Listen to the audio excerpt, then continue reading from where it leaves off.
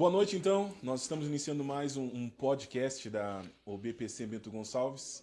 Sejam todos bem-vindos a mais uma noite de terça-feira aqui, onde nós falamos com alguns convidados.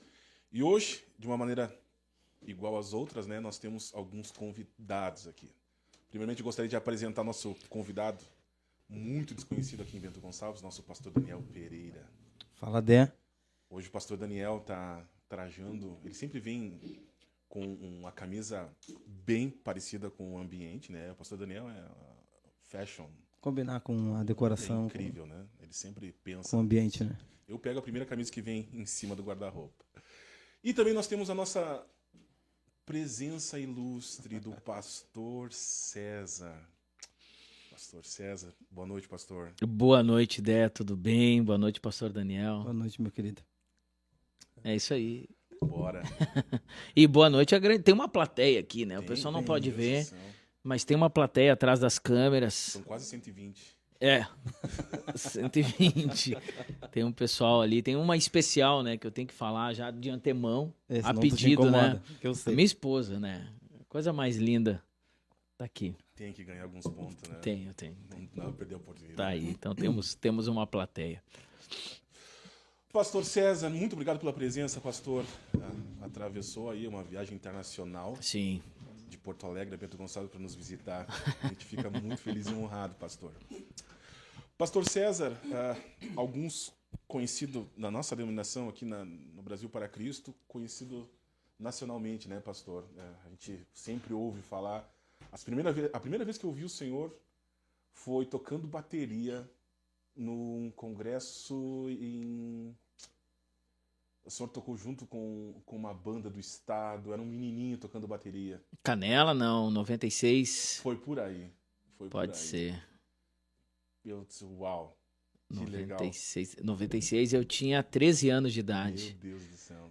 Aí eu toquei 96, 97, 98, 99... E aí o pastor Daniel veio e nos tirou, né? Avacalhou com tudo. Avacalhou. Eu ouvi aquela live, o podcast de vocês. Sim. E eu ouvi o momento que eles estavam falando lá dos congressos, tudo, né? Aí depois eu vim antes. Nós começamos a tocar depois, porque na época que ele começou a tocar, eu nem nascido era. Tá bom. Tá bom. Pastor César é filho de pastores, né? Nosso estimado pastor Ivan. Isso. E a nossa irmã pastora Marlene também, né, pastor? Nascido em lar cristão, convivência no meio da igreja, dormindo embaixo de banco. Tudo isso e mais um pouco, né? Uma outra realidade, né, na que a gente nasceu.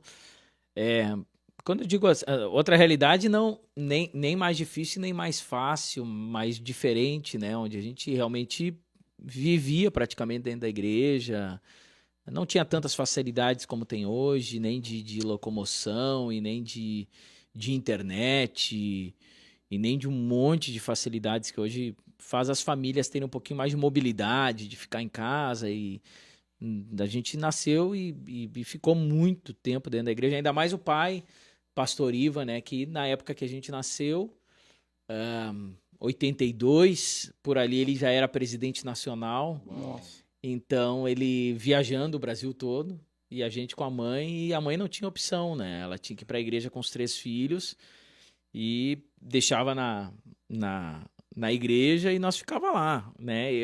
É até meio assustador, assim, algumas irmãs vêm, né, e dizem, eu te cuidei quando tu era bebê, e te cuidei bem, assim, bem cuidado, acho que dá para imaginar, né? Assim, pelo comportamento? Não, tipo assim, as irmãs que a mãe era uma outra época, né? Não conseguia, não é que não conseguia, o pai viajando e a mãe servindo na igreja. Então, com 3 crianças e bebês pequenos, as irmãs compartilhavam os cuidados, né? Então, elas vinham e contavam histórias bem interessantes, até nos dias de hoje, assim, até um pouco tanto assustadoras, assim, né? Essa intimidade com as crianças, mas coisas bem diferentes, assim, talvez dá para dizer assim, se gastar de verdade, assim, na obra Viagens, que nós viajava de carro pelo Brasil todo, E na época não era obrigatório o cinto, então a mãe fazia 2 camas, ela fazia uma cama no banco de baixo e no bagageiro, que era uma veraneio, né? No bagageiro ela botava as malas tudo certinho e depois botava um cobertor e dormia mais 2 lá em cima no bagageiro. Olha só. Então dormia 2 no bagageiro e um aqui. E o pai virava à noite dirigindo, que às vezes saía de Porto Alegre e ia parar lá em Rondônia. Era aquela veraneio dos 2 tanques, não? Exato, a veraneio dos 2 tanques, que o pastor... Famosa, né? Pastor de Cuiabá tem uma lembrança muito boa com aquela veraneio. Muito boa. E são 3 irmãos, César. Você é o mais novo, do meio, O mais novo. o mais novo. 3 irmãos. Pastor Olavo, né? Ali de Porto Alegre. A Cibele, né? Nossa irmã também ali tá em Porto Alegre congregando com a gente. E eu, né? O finzinho ali. O Mas é último. tudo próximo, né? Tudo próximo. A Cibele do Olavo 1 ano e 1 mês. Olha só. E o Olavo de mim 11 meses. Uau. No Natal de 81 era o pai, a mãe e a Cibele. No Natal de 82 era o pai, a mãe, o Olavo e a Cibele e eu. Porque o Olavo nasceu logo depois do Natal de 81 e eu nasci um pouquinho antes do Natal de 82. Poxa, aí criança quebra aniversário. Não, aí já. Quebra aniversário, quebra Natal. Não tem, ali era desde sempre presente único quando tinha, né? Quando tinha era presente único. E até hoje eu ensino minhas filhas que é presente único por causa desse meu trauma aí de Entendi. infância. Sempre vem o trauma, né? Sempre vem o trauma. E pastor César, e como que foi?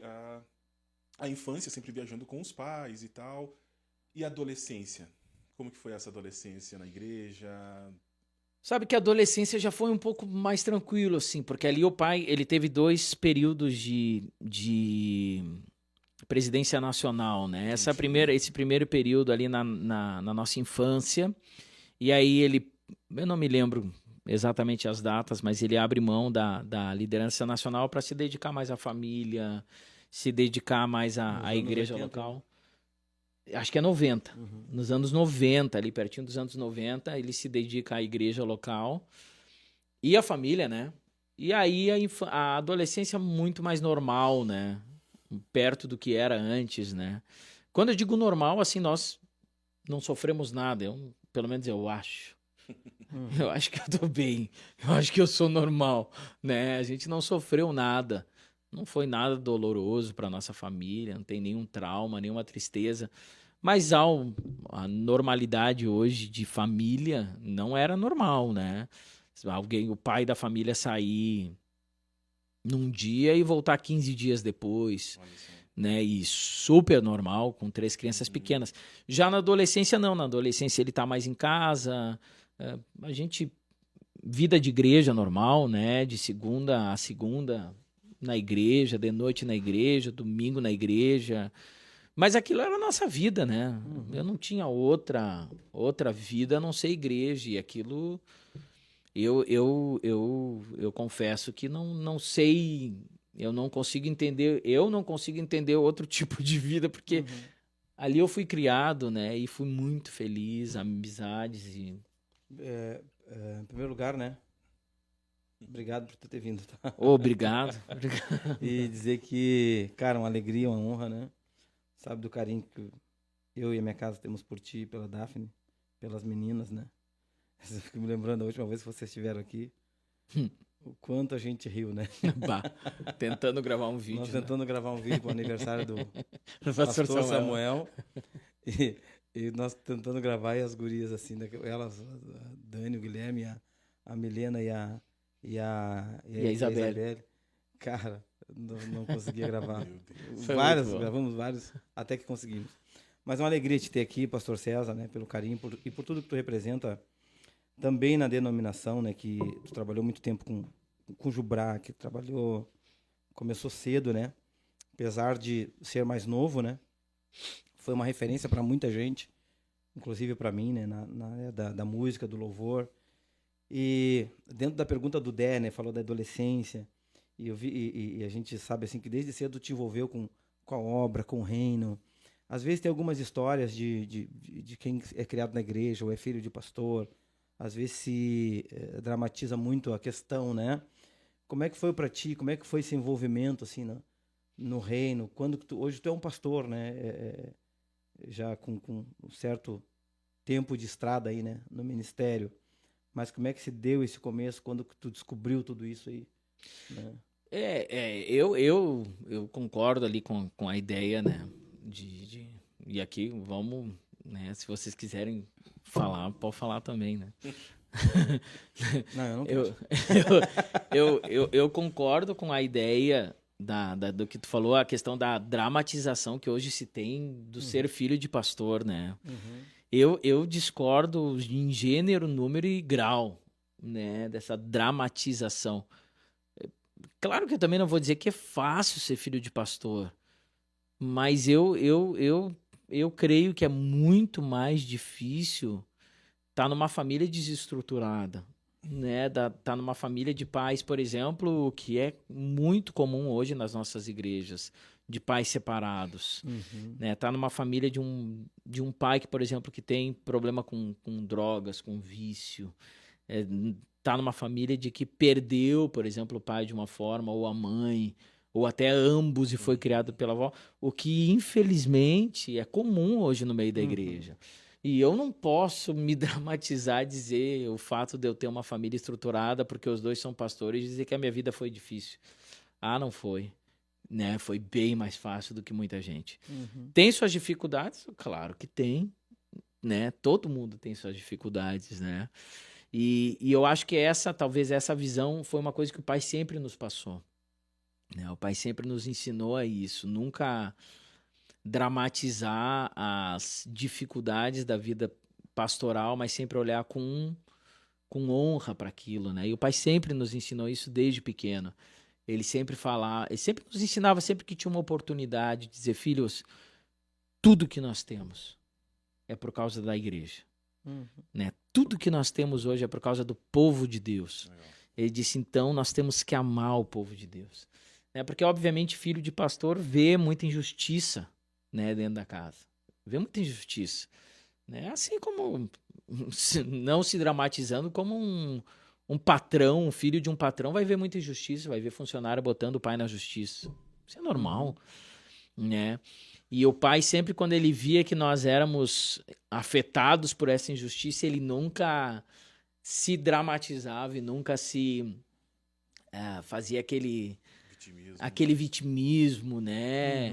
Nunca falava mal da pessoa, bem pelo contrário, ele dizia, meus filhos, nunca, nunca, nunca falem mal do povo de Deus. Meu Deus. Né? Porque esse é o povo de Deus. E tudo que nós temos é por causa desse povo. Né? Se o pai pode dar comida para vocês, pode dar alimento para vocês, pode dar uma casa, é por causa do povo de Deus. Né? Então não interessa o que o povo, o que a igreja, o que qualquer um faça, é por causa deles que nós temos. E se um dia nós tivermos que sair da obra, porque acontece um monte de coisa, né? E se um dia nós tivermos que sair da obra por algum motivo, que graças a Deus nunca aconteceu, mas sempre tem problemas borbulhando, né? Nós sempre vamos ser gratos por tudo que nós vivemos aqui. Então isso eu acho que nos ajudou muito e também a gente entender isso, e até hoje eu sou muito grato a Deus por tudo que a gente viveu. Né? Claro que tem aquela coisa que sempre acontece na família do pastor, essa cobrança, né? O filho do pastor não pode. Pastorzinho. Mas isso não é ruim, não. Né? Não pode porque não é porque filho do pastor, é porque é crente. É porque não pode, né? Aí o filho do pastor não pode ficar com ninguém, não pode mesmo. Né? O filho do pastor não pode ser antipático. Tá, e daí qual é o problema? Não pode mesmo. O filho do pastor tem que ser simpático com todo mundo. Uma tarefa que eu não consigo não é o meu forte. Mas qual o problema de ser cobrado por isso? Não, tá certo. Faz parte, né? Faz parte, meu pai é o pastor da igreja. Né? O filho do pastor não pode isso, não pode mesmo, tu é filho do pastor. O filho do pastor tem que ser isso. Bom, aí é um outro problema. E claro que tem problemas na caminhada pastoral. Óbvio que tem problemas. Mas são problemas, eu acho, menores do que muitas famílias. Muito menores, mas muito menores. E é fácil? Não, acho que não é fácil. Todo mundo precisa de ajuda. Eu particularmente, né, não posso falar pelos meus irmãos, mas eu particularmente passa por processos na vida, né? E aí a tua pergunta, né, em que momento isso vai acontecendo? A gente vai passando por processos na vida e tu vai entendendo a diferenciar o Deus do teu pai, do Deus, né? Meu Deus. O teu Deus. E isso são momentos, são crises, são derrapadas que a gente dá e faz parte do processo da caminhada de todo filho de pastor. Estava no teu coração, assim, o ministério, o Não, pastoreio? Não nunca. estava? Eu fugia. É. Sério? Sempre fugi. Né? Eu acho que tem alguma coisa que o pessoal não... É claro, sem atropelar. A música veio bem antes, né? Bem antes. Com Não, a 13 música... Anos, eu tava tocando 14 anos, né? 13 anos eu tava na banda Estado. do estado. Até o pastor Daniel. Nossa, credo, cortar tocando em tudo. congresso nacional e estadual, cara. O Nacional não foi com 13, foi com 14. Ah! Aí já era mais experiente. Não, não, 14 Não, anos. eu sei. Tinha um outro nível de Não, maturidade, eu cara. tenho convicção disso. Eu tenho convicção que eu não tava lá simplesmente porque eu era o melhor. Eu não era o melhor. Eu tava lá porque eu era filho do pastor Ivo. Eu sei disso. É óbvio. Ele aqui, ó, eu não era o melhor, era um dos melhores. Não, eu não era ruim. Aham. Mas tinha essa questão aí de ter um pouquinho de... Tinha no currículo. Facilitou. Ah, óbvio, eu não Aham. sou, nunca fui nenhum gênio da música, bem pelo contrário, não, eu sou grato a Deus pelas portas que o Pai abriu pra mim, obviamente, eu não tenho dúvida nenhuma disso, né? Depois eu conquistei algumas coisinhas, mas no início eu tava lá porque eu era filho do Pai, não porque o Pai pediu, o Pai nunca pediu, mas as pessoas que estavam na frente queriam agradar o Pai. E me colocaram, e eu acabei entrando. Eu tenho convicção disso, né? Aproveitando também, né? Eu aproveitei. Eu desfrutei, eu era um adolescente, eu não... Sim, mas vai fazer o quê? E aproveitei Qual aquilo o lá problema, e desfrutei, foi muito bom pra mim. Mas a música veio antes e uma história curiosa sobre o pastoreio, né? O pastor Olavo nos chamou para consagração. Eu teria que ter sido consagrado pastor 2 anos antes, né? Porque ele nos chamou e disse, César, eu quero te separar pro pastoreio, tudo, pá. Tu tá feliz com isso? Aí eu olhei pra ele e disse, não tô feliz. Eu disse, como assim tu não tá feliz? Tu tem que estar feliz. Eu disse, mas eu não tô feliz. Eu disse, eu me sinto honrado, eu me sinto separado por Deus, e isso me dá honra, isso me dá medo, isso me dá responsabilidade. Felicidade, não. Ele disse, não, então eu não vou te... Sério? Eu não vou te... Voltou pro final da fila. Tu não tá pronto. E ele disse, repensa, porque eu não posso. O outro fica feliz, Agora. o outro não vai. Não, mas aí ele conversando com a gente, ele disse, não, tem coisa errada no teu coração. Eu disse, desculpa, mas eu não tô feliz, não é um... Eu posso dar um monte de sentimentos, né, pra essa... Mas a felicidade não é um desses sentimentos.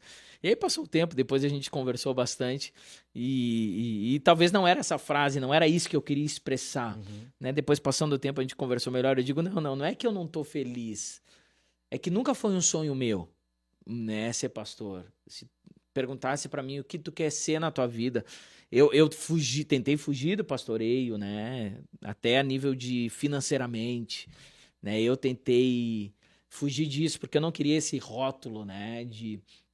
O César é pastor, porque o pastor Ivan era pastor, Filho o de pastor, Olavo, pastor é. entendeu? Eu disse, não quero ser pastor, né? Desde o teu avô, né?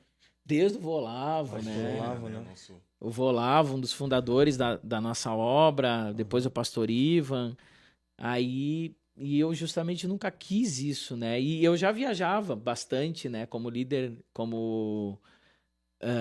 coordenador nacional dos jovens. Sim. E eu disse, não preciso ser pastor. Eu Naquela posso... época, Já era tava. jovem. Eu era jovem ainda, né? E eu sempre dizia, eu não preciso ser pastor para isso. Eu não quero chegar nos lugares e me perguntarem o que tu é. Eu digo, eu não sou pastor. Eu tinha isso como meu troféu, né? Eu não preciso ser pastor. E aí Deus foi tratando na minha vida, né? Deus foi tratando na minha vida de várias coisas, de humildade. Isso era uma baita falta de humildade, né? Era uma baita falta de humildade. né, de entender isso. E eu sempre falei, né, eu disse, eu não quero título, mas eu quero serviço. Né? Eu quero o que o pastoreio oferece, eu só não quero título. Eu queria de uma forma muito arrogante, né, assumir o que eu tinha que assumir com a honra de dizer eu nunca fui pastor. Né? E Deus quebrou isso em mim com o tempo. E financeiramente também, né? Eu nunca quis viver da obra, né? E todas as vezes, eu não acho que eu não sou burrinho, não. Acho que eu sou bem inteligente. Mas todas as vezes que eu tentei viver fora do ministério, mas me lasquei. Coitada da minha esposa, né? Levei eu e ela para um buraco quase que sem fim, né? Até que eu fiquei bem humildezinho e disse, tá bom, eu já entendi. Deus me chamou para o ministério e é para isso e eu não penso mais nisso. Então Deus foi trabalhando isso na minha vida, né? E hoje É um processo, né? É um processo. Hoje, com muita honra, muita alegria, eu digo que eu sou pastor. Que é feliz? Muito feliz. Inclusive, eu fui numa loja comprar um negócio e a menina disse, vamos fazer o cadastro? Eu digo, vamos lá. Aí foi fazendo, ela disse, profissão. Eu disse, pastor. Aí ela tava assim, ela fez assim. Não pode ser. Pastor. Ela tirou os dedos do teclado, assim. Ela disse, tu não tem mais nada, assim, tu não faz outra coisa. Tu não trabalha. Porque ela disse, eu acho que não vai aprovar. Nossa. Porque eu tava comprando... Isso aí, né? eu tava comprando uma coisa e ela queria fazer o cartão da loja, né? Pra eu poder comprar com desconto. Aí eu disse, olha, eu sou formado em administração de empresas, mas eu não exerço administração. Posso botar administrador, então? E eu disse, eu sou formado, mas eu não exerço. Administrador. Aí ela voltou, mas eu com muita alegria hoje O falo cara que eu não tem nenhuma formação, tá lascado. Aí ia ter que ser pastor e ia ter que ver se passa. Não passa? Não, passa. Às vezes passa, né? E aí, hoje eu não tenho problema, com muita alegria eu digo que eu sou pastor e com muita alegria eu digo que eu hoje... E assim como o pai falou, né? A gente tem tentado ensinar as nossas filhas, né? Tudo que nós temos é graças ao Senhor e ao povo de Deus. Por isso nós amamos a igreja, né? Amamos o povo. Mas não foi tão... A história não é tão... Dramático. Não é. Não é tão bonitinha como parece, né? Ela Não, tem mas seus- tem a sua, todo mundo tem seus altos e baixos, né? César, e assim, ó, nessa sequência toda, teve uma fase da tua vida, assim, que a gente acompanhou de longe e de perto, né? Me lembro que eu tava, na época, acho que eu estava em Jaguarão, quando tu começou o Bereia. Não, Canoas, Eu já estava em Canoas? Não. Que ano tu começou o Bereia? 2007. Eu estava chegando em Canoas, então. É. Chegando em Canoas. Como é que foi a história do Instituto Bereia, assim? Como é que isso ardeu no teu coração? E olhando depois a repercussão que deu, tu tinha ideia que ia ser daquele tamanho todo que foi? E o que era o Instituto, né? Pra você exatamente. entender o que era, porque foi... O Instituto, ele foi um sonho, assim, que foi algo que transformou a minha vida e eu quis replicar aqui, né? Eu passava por um momento bem difícil, assim, da minha fé, eu poderia dizer, né? Quando eu estava aqui no Brasil. Que bonito falar isso, quando eu estava aqui no Brasil. Como se eu tivesse ido para muito longe, né? Eu fui para Argentina.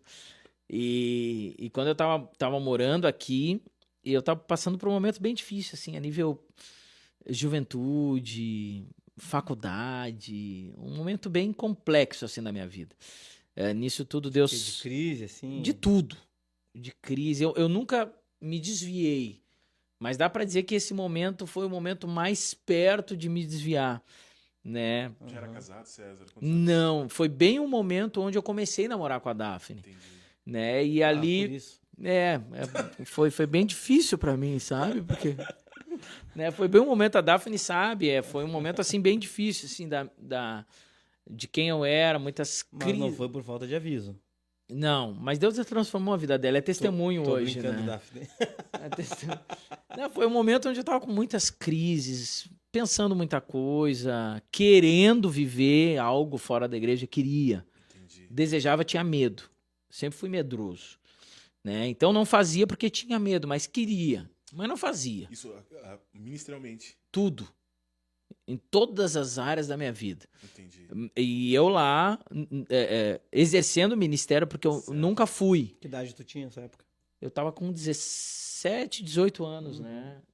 17, 18 anos. Adolescência. E aí, nunca fui.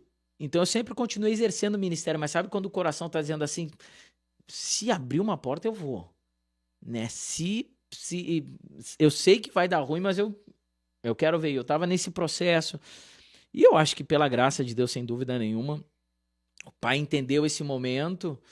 E foi um momento onde também eu na faculdade estava muito mal e comecei a fazer umas coisas que não eram boas na faculdade, não a nível, assim, eu como homem, porque eu já estava namorando com a Daphne, mas a nível assim... mas a nível de estudo. Estava meio que abandonando os estudos, deixando a faculdade de lado, perdido, né? Na parte, assim, relacional eu estava achado, porque eu tinha achado a Daphne, estava feliz, mas no resto tudo eu estava meio complicado, até na minha fé e tudo.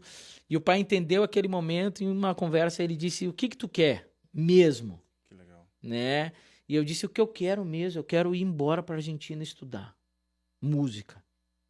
Ele disse, aonde? Eu disse, eu quero ir pro Cancion, que na época era o... Deus era top, né?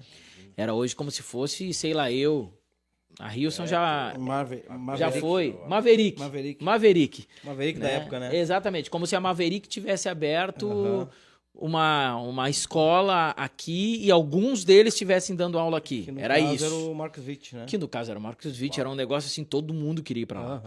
E eu disse, é pra lá que eu quero ir. E ele disse, então tu vai. Eu disse, uau, fechou. Eu vou. E aí eu falei com a Daphne, né? Eu disse, amor, tô indo embora. Puxa. Nós começamos a namorar em abril. Não, nós noivamos em abril. Não, nós começamos também a namorar em abril. E isso era abril, isso foi abril, maio, junho, julho, agosto, setembro, outubro, novembro. Mais ou menos em novembro que eu falei com ela. Nós tínhamos 6, 7 meses de namoro. Eu disse, estou indo embora para a Argentina. E aí eu fui para a Argentina, resumindo tudo, né? E ali Deus transformou minha vida. Ali eu... Não vou dizer que eu me converti, porque não. Mas ali eu tive um encontro com Deus, onde eu comecei a separar o Deus do meu pai, da minha família, do meu Deus. Foi um tempo muito especial. Muito da minha maturidade cristã que eu tenho hoje, eu conquistei lá na Argentina. É um tempo muito perigoso. Muita gente se destruiu, né? Porque tu vive solto, né? Mas para mim foi extremamente construtivo, me construiu, me mexeu, me transformou.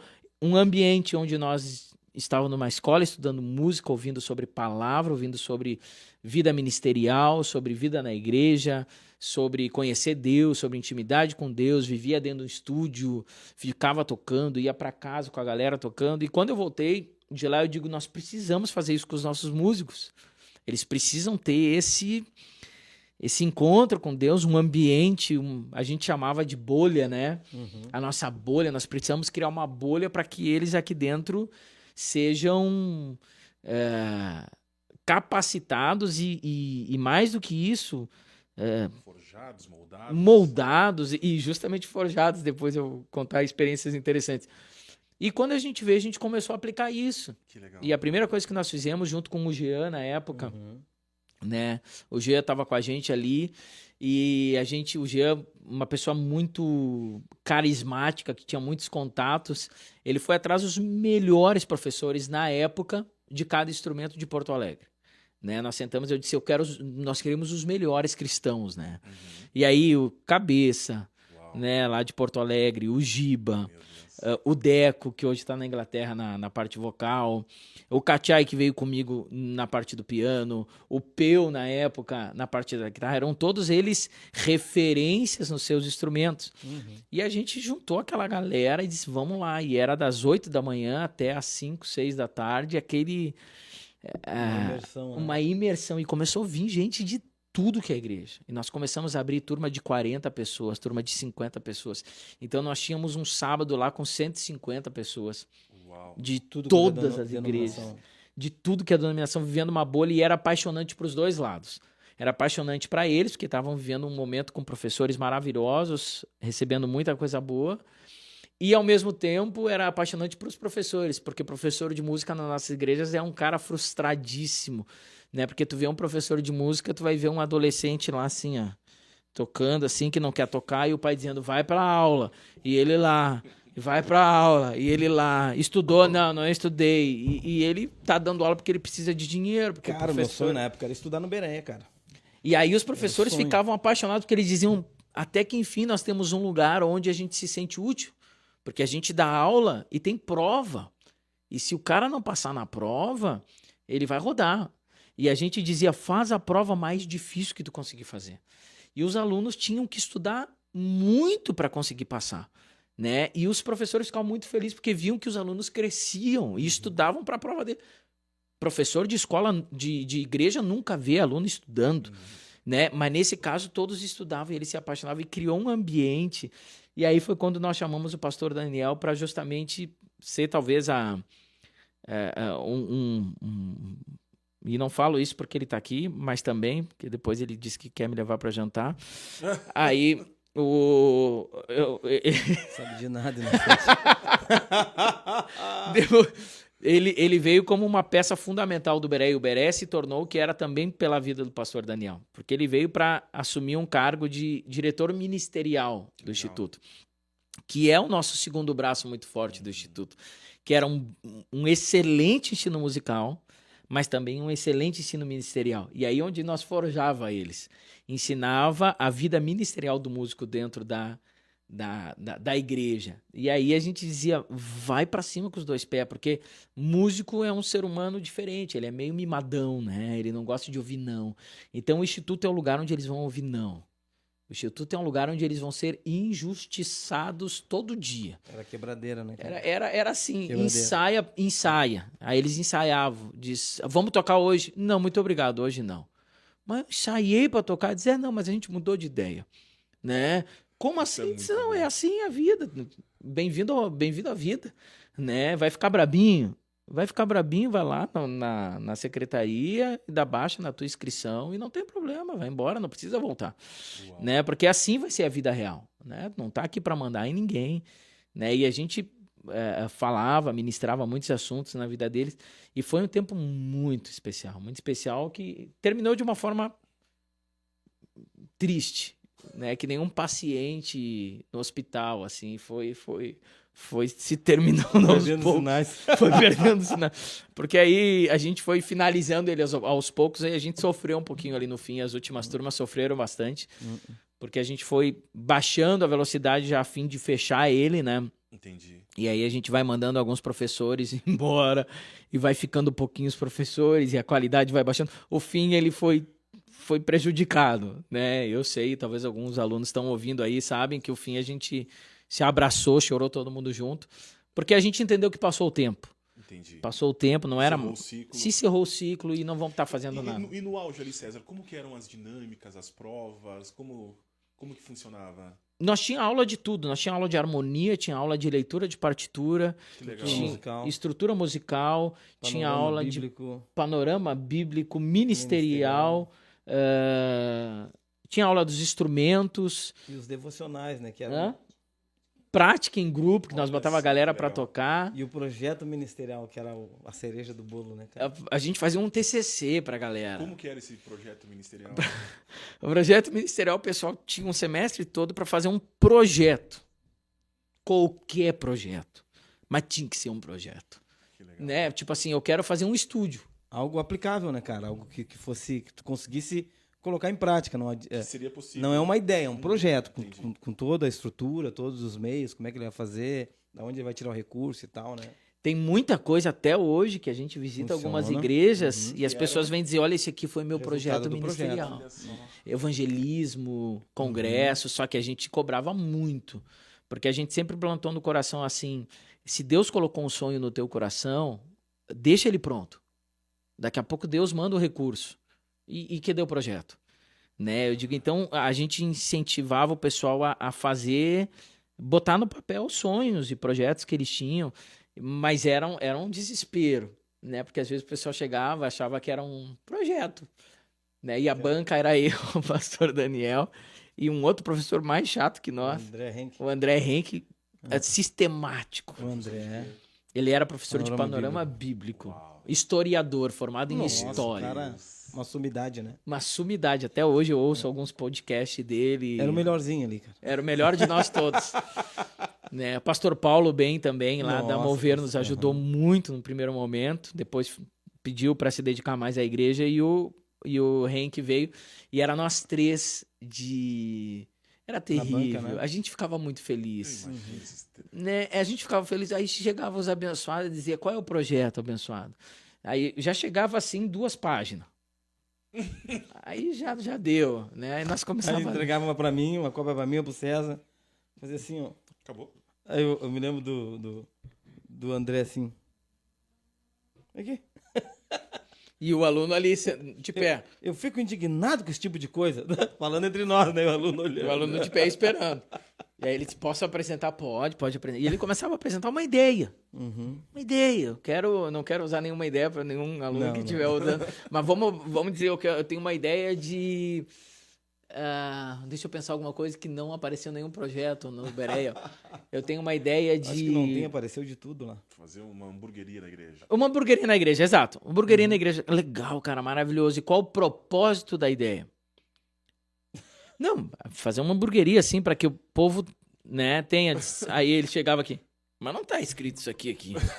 Aí ele dizia, não, mas isso aí eu só não botei tudo. Aí o Henk dizia, ele tinha um sotaque que eu não consigo mais, mas ele era muito engraçado. Ele dizia, tá, mas tu vai começar da onde? Quanto que dinheiro tu precisa para fazer uma hamburgueria? Ah, não, mas aí eu não fui tão a fundo. Disse, então não é um projeto. Não, Né? não. E aí rodava o Não, não. aluno, já rodou, né? E tchau, volta O semestre cara que tinha que vem. repetir o semestre só pra fazer o projeto. Ministerial Uau. todo de novo. Então a gente levava muito a sério, Era. né? Porque eu sempre defendia isso com todos os professores. Nós fazíamos reunião com os professores. Eu disse, isso aqui nós vamos levar muito a sério. Que legal. Né? Nós vamos levar a sério porque nós temos responsabilidade de entregar para o pastor um aluno. Ah, isso era uma coisa também, né? O aluno só podia estudar lá com carta de recomendação. Que legal. Então, se no meio do curso o aluno trocasse de igreja, ele automaticamente estava expulso do instituto.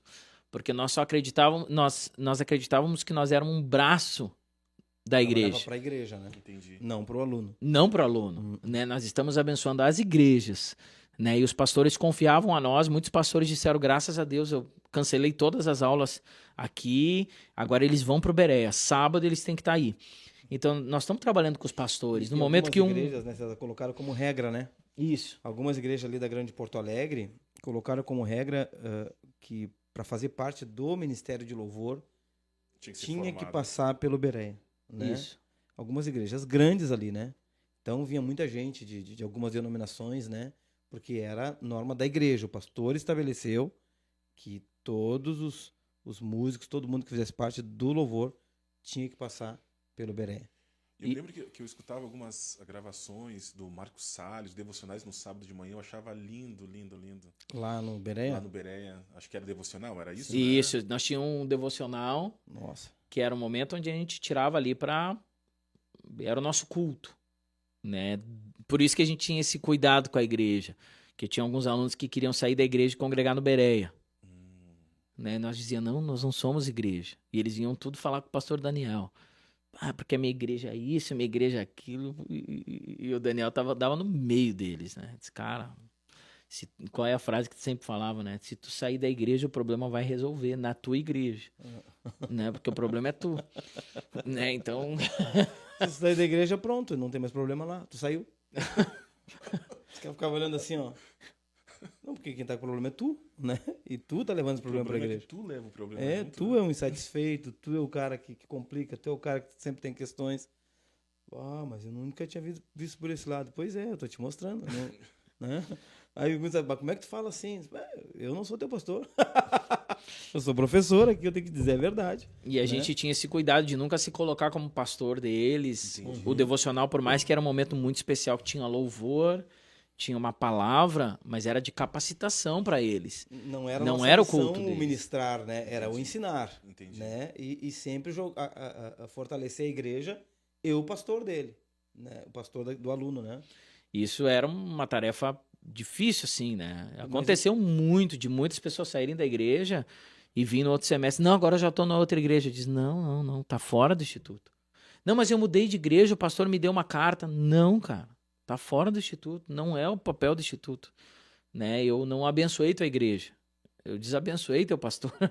Ele confiou a mim, tu veio pra cá e tu saiu da tua igreja, cara. Deu muita Não. credibilidade pro instituto isso, né, na época, né? Muita credibilidade, assim, porque e aconteceu algo assim, muito de Deus, porque isso não é comum, né? Desta confiança, dessa segurança, porque o instituto também acontecia dentro das dependências da igreja de Porto Alegre. Isso. Né? Aí o pessoal vinha domingo no culto, né? De Porto Alegre. Isso, acontecia dentro da dependência da igreja, né? O pessoal ia lá, mas sabia assim, ó, ali não era a igreja, ali era o instituto. E se alguém confundisse as coisas, né? Achando que a igreja de Porto Alegre, ela era o instituto, né? Que não é o culto da igreja de Porto Alegre, é o instituto. Não é. Aí o pastor César, o pastor Olavo, né? Já encaminhava, olha, teu lugarzinho não é aqui. Que legal. E isso foi muito bom, foi muito bom. Mas acabou, né? Chegou um momento que eu acho que muitas pessoas acharam que eu acho que era muito lucrativo o Bereg. Ele nunca foi lucrativo, né? Nunca foi, né? Bem pelo contrário, a igreja investia, né? Aí se abriu muitos institutos, né? E aí a gente entendeu que era o momento de... A relevância do Beré tinha passado já, né? E formamos muita gente, assim, abençoada e passou. Hoje, Deus tem aquecido nosso coração para talvez ensaiar uma volta. Eu ia te perguntar sobre isso. Né? Tem intenção, tem o desejo? Tem. Hoje a estrutura de Porto Alegre não permite. A nossa estrutura não permite. Mas Deus está abrindo algumas portas que talvez permita. E tem no nosso coração alguma coisa de voltar um dia. Olha só. Né? De novo, porque hoje as escolas que se abriram já se fecharam todas. E hoje eu acho que é interessante essa... Eu nem vou entrar nesse assunto, porque senão a gente vai longe e eu vou colocar minha bronca para fora. Mas hoje o modelo de igreja que nos é proposto a nível YouTube, coisa, é um modelo com problemas, né? E eu acho que alguns pilares de uma igreja séria, verdadeira, precisam ser novamente levantados, né? E eles precisam ser ensinados. Era uma área muito carente, né? também, né? Porque a gente brigou por muitas coisas lá atrás, né? Você brigou bem antes. A briga, ela era técnica, né? Deficiência técnica. E houve um tempo, assim, nos anos 2000 ali, que se buscou muito isso. E se alcançou, o pessoal melhorou muito, né? Tanto é que as gerações que vieram depois de nós, a gente nem arranca do lado dessa gurizada aí, né? Tecnicamente, né? Musicalmente. Mas algumas coisas... Eu arranco, né? Mas... Não, tô falando de mim, né? Eu e aqui o Dé, nós que somos entendi. simples mortais, entendeu? Eu só arranco, né? Eu não consigo dar seguimento. Eu que não tive a oportunidade de tocar em congresso com 13, 14 anos, nacional. Não, isso não é pra muitos, não. Desculpa. Até parece. Perdão por ter nascido.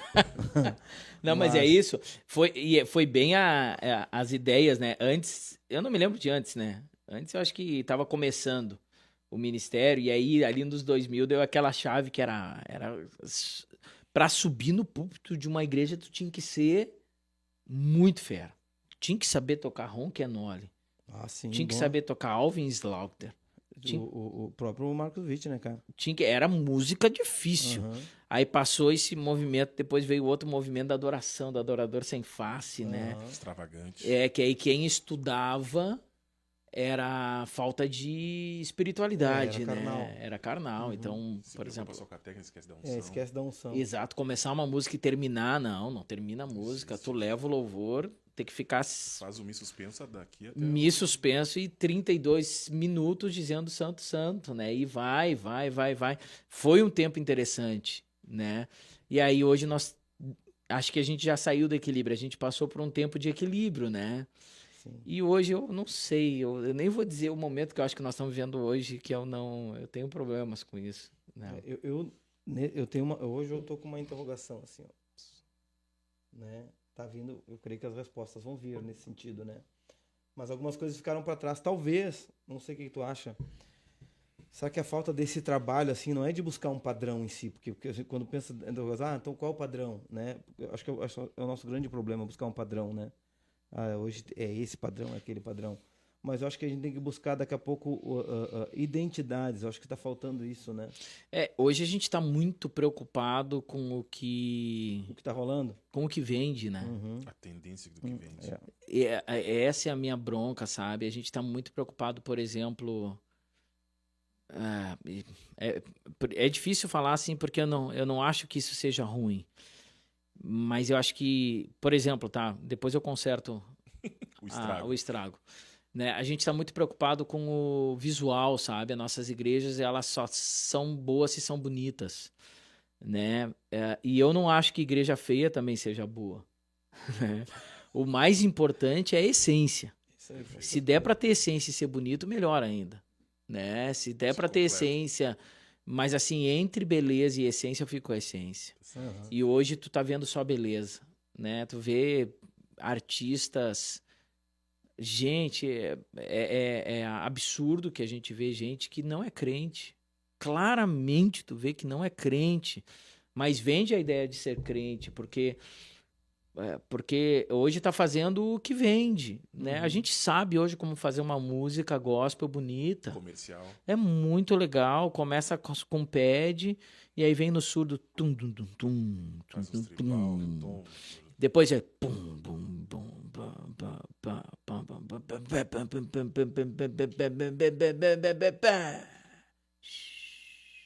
Cara, não tem quem não chore. Todo mundo toca a mesma música. Eu tô arrepiado. Tu vê, isso que eu não sou quase chorei aqui, afinado, cara. né? Quase aqui, ó. E vem, as roupas das pessoas é tudo igual, a forma com que se mexe no palco é tudo igual, a forma com que levanta a mãozinha, com que fecha os olhos. Me dá bronca, assim, sabe? Diz, cara, cadê a essência? E não tem problema, que nós estamos na igreja de Bento, que é um exemplo de igreja para o Brasil todo. Não é o fato de uma igreja ser bonita que tu diga, é mais uma da mesma. Não! Ah, a janta tá garantida. Né? Sabe? Não, ainda não. Eu preciso de Nunca mais. esteve. Precisa mais umas 2, 3 dessas. Né? Tipo assim, não. O problema não é a igreja bonita. A igreja deve ser bonita. A igreja precisa comunicar a quem tá chegando. Mas mais importante é a essência, né? Com certeza. E hoje a gente tá... Não tem mais. Eu brinco às vezes com... Eu brinco não, eu jogo meus problemas pra Daphne, né? E eu digo, a minha bronca hoje de fazer coisas é a gente não poder fazer mais coisa feia, proibido fazer coisa feia. Ninguém hoje tira foto da igreja vazia. Ninguém posta uma foto congregando ao Senhor, uma foto, uma selfie com 4 irmãos na igreja. Ninguém faz isso, por quê? Porque não é bonito. Ninguém posta uma foto de uma igreja feia. De uma congregação lá do bairro. Feia. A não ser que o fato de estar na congregação do bairro gere em você um título de dizer como ele é humilde. Aí vale a pena. Né? Se tiver muita gente pobre atrás, aí tu posta. Pregando com os humildes. Isso, aí tu posta. Agora, se é a tua igreja... Até aqui eu venho. Até aqui eu venho. Aí tu posta. Agora, se é a tua igreja, que naquele culto tu vai pregar na tua igreja e tá vazio, e aí tu tira uma selfie e tem a luz branca ligada. A tua igreja fica vazia às vezes, não? Fica. Eu não tiro foto, mas fica. Né? E aí a igreja tá feia, a igreja tá... Não posta, por que não? O louvor... Quem é que posta um pedacinho do louvor se tá desafinado? Ninguém posta porque não é bonito. Sabe, essa estética hoje, tudo tem que ser estético, tudo tem que ser trabalhado, tudo tem que ser bonito. Isso me anoja, assim, desafinado sabe? sem postar já dá algo bonito, imagina postar. Não, eu não gosto de louvor desafinado. Eu acho que nem Deus gosta. Mas se é o que tu tem, por que não postar? Por que não postar uma coisa em casa? Eu não posto porque eu não gosto de postar. Mas para quem gosta de postar, por que só postar bonito? Por que não postar feio também? Por que tem que estar as fotos tudo... E claro que eu digo assim, eu não tô criticando aos bonitos. É legal ficar bonito, é legal tu ter uma página da igreja bonita. Claro que é legal. O problema é quando aquilo é só estético. Uhum. Quando é só isso. E eu acho que hoje a gente precisa levantar uma geração, sabe, que já tem, graças a Deus. Já tem, né? Mas levantar ainda mais pessoas que lutem contra esse evangelho estético que a gente vive no Brasil, né? Muito estético, muito... E são todas muito parecidas, né? É. Tu entra em uma, entra na outra, parece que é a mesma.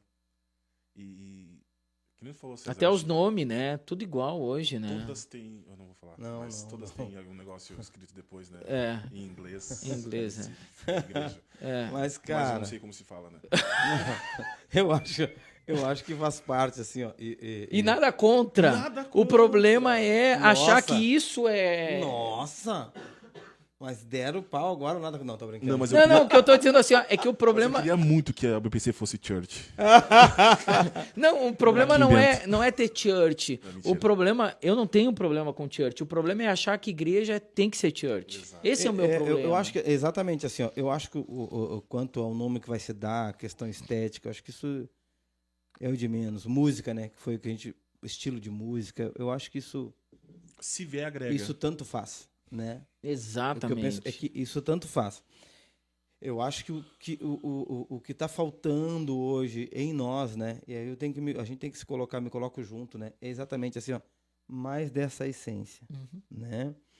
Porque hoje eu acho que a gente tá investindo muito tempo em muitas coisas e o tempo precioso, né? Porque para ter essência só tem um lugar que se consegue a essência, né? Os pés. Não tem, é no secreto, né? E hoje, inclusive por isso, né, da questão estética, como é difícil se manter o secreto quando tudo tem que ser exposto, né? Hoje até o cara vai orar, vai lá, vou ter um momento a sós com Deus, o cara já bota uma live aqui, ó. Senhor, vai abençoando o César, pastor César aqui, ó. Quem mais tá aqui? Deixa eu ver. Então, claro, eu tô falando da essência, né? O que não tem problema também, se Também alguém não tem quiser problema. fazer. Mas eu tô falando assim, ó, que tudo tem que ser mostrado, tudo tem que ser postado. Eu acho que quando essas coisas vêm, pode ser church, pode ser isso, pode ser aquilo, como consequência de um secreto, eu acho que isso é maravilhoso. Agora, se a minha preocupação, né, às vezes até como pastor, né, a gente tem que ter, sei lá, um lugar para que agrade aos olhos e que, se essa for a minha preocupação, acho que aí a gente já começa errado, né? E tem muita gente que começa pelo estético, né? Eu acho que o caminho tem que ser inverso, né? É, exato. O secreto tem que refletir Exato. o E a externo. gente vê hoje, muita gente começa pelo estético. Muita gente, sabe? Antes de um grupo de louvor dar certo, eles defendem que só não dá certo porque o pastor é cabeça fechada. Não tá dando... E eu acompanhei a caminhada do pastor Daniel, do Zeca no podcast, né? E o testemunho deles falando, começou a dar certo em Rio Grande antes da coisa começar a sair para fora. Né? Hoje em dia tem muita gente que defende nas igrejas, né? Diz, aqui tá ruim. Por quê? Não, porque tu vê lá em Bento, a igreja toda bonita, tá aí, obviamente que vai ter, aqui tá essa coisa, porque o pastor não deixa a gente desligar a luz, né, tá, não tem como fluir o Espírito Santo dessa forma. Não deixa usar nenhum Né? petzinho, nenhum drive, nada. A gente troca, a gente inverte, a gente vem com a estética primeiro, para depois vir a graça. Teve um pastor que foi lá na igreja e ele falou uma frase que eu achei muito interessante. Ele falou... Na igreja a gente fabrica muita coisa. Que legal. Mas a presença de Deus não se fabrica. Olha só. Ela só vem quando for de verdade. Né? Tu sabe que assim, porque parece que a presença de Deus, ela tá na iluminação, na luz baixa. Se tiver uma fumaça, assim, na hora que largou o pad aqui, aquela fumacinha levantando. Meu Deus. Bah, Não tem como Deus não tá ali. cara, nossa... Talvez tu crie um ambiente propício. Propício ou que facilite até a questão emocional. Mas a verdade, a essência, não precisa nada disso. Não tá nisso. Eu falo isso com muito amor. E Não sei se ele vai sentir todo o amor que eu tenho. Mas tem um cara que me abençoa demais. Né? O Kachai. Né? E eu vou falar com amor, vamos ver se ele vai me entender. Né? Pensa num cara desafinado, assim, né? Se eu fosse o Kachai, não entenderia. Mas eu já tô falando aqui, né? Por que ele me abençoa tanto? Porque ele, tipo assim, se tu disser assim, cara, quem é que ministra o louvor hoje? Né? Hoje lá na igreja a gente tem um cara abençoadão que é o Luciano, mas na falta do Luciano, né? Diz assim, cara, a gente fica nesse impasse porque o Catiai não é o cara mais afinado para ministrar.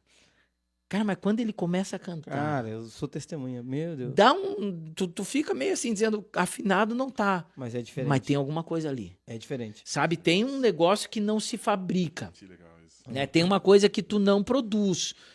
Tem uma coisa que a luz não faz. Eu acho que é o sotaque dele que dá Pode ser o sotaque. que traz uma essência diferente. Tem uma coisa ali. Eu nunca me esqueço de um culto que ele pregou domingo de noite, o Catiai. E ele, com toda a dificuldade, hoje ele é chileno, e toda a dificuldade com o português que ele ainda tem, ele foi levando a mensagem, sabe, aos trancos e barrancos, e teologicamente muito correta, obviamente, trazendo todo o embasamento, mas